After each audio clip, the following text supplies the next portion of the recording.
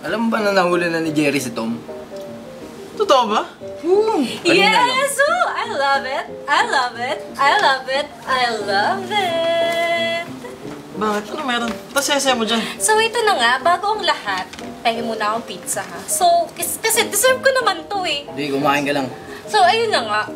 Guys, tingnan nyo to. Buong Panes, dumoble ang kita ko in just 1 year.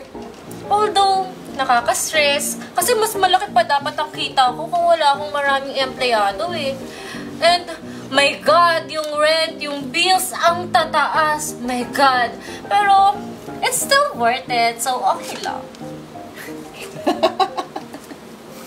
Nakaka-stress naman yung business mo. Hindi naman ito yung business ko. Cellphone lang makakapagbayad na ako ng mga renta sa mga bills. Sa bahay lang.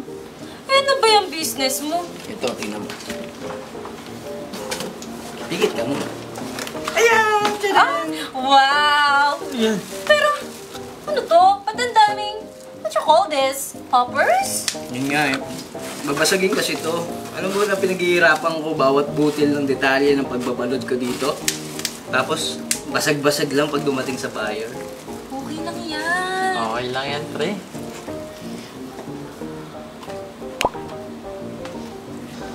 Ano yan? Ito ba? Oo. Sitaw. Sitaw? Sorry, may orders kasi na pumasok. Pinoses ko lang.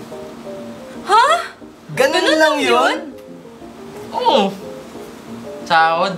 Rent. Packaging and delivery. Di ko na iniisip yan, pre. Si Sitaw na bahala lahat mag-asikaso niyan. Wow, eh kumusta naman ang kita dyan? Basic.